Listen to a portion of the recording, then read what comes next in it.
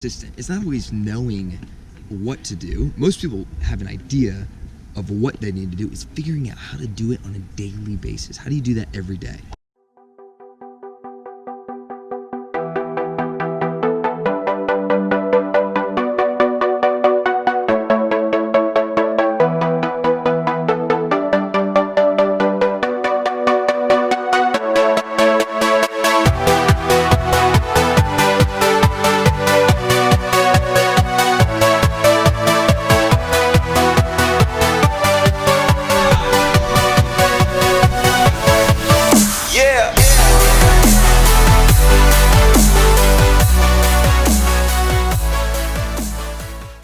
Okay, so the first one we're going to go over today, there's two different moves. First one's going to be the power snatch.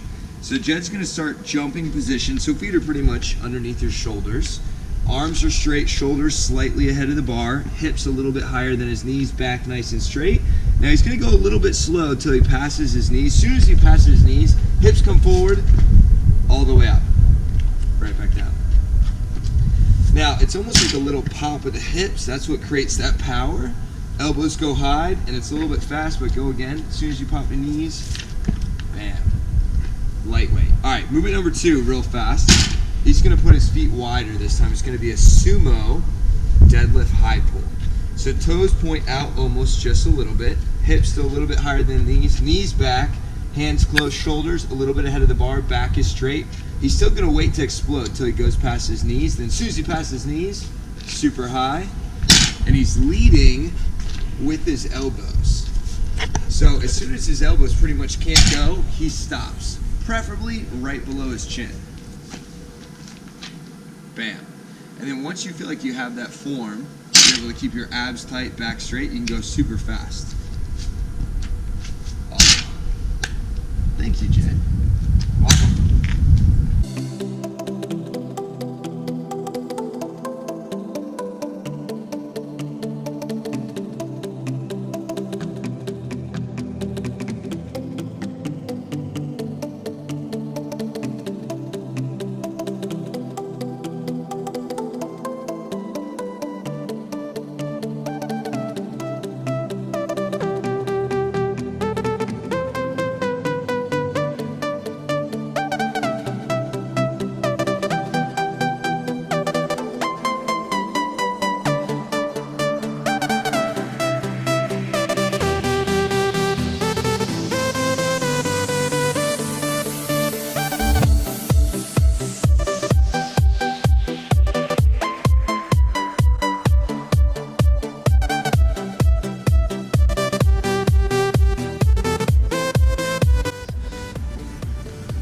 And you get to be in this, Jed, I'm guessing, on some level. I don't know where.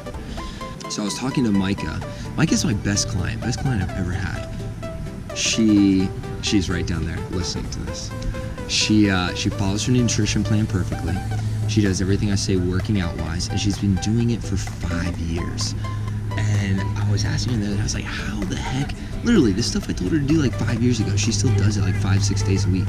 And her results are amazing, because she does it every single day. I'm like, how, I've never had another client like you, so disciplined and so consistent. And I asked her, I was like, why do you think you're able to do that? Like, what is it that allows you to be so consistent? And her first response, she goes, well, I'm a queen. And I kind of laughed, and she goes, oh, no, serious though. She goes, I am worth it. I'm 100% worth having the energy, the health, the physique I want. I'm worth it. And I thought about that. I was like, man, it's really an interesting concept. I actually heard other people talk about that. How you value yourself plays a lot into your ability to be consistent. Most of the time it's not people knowing what to do. That's not the problem. It's actually the daily application, the daily effort, getting people to do the same thing every single day. That is what is hard. And what happens is people tend to sabotage themselves.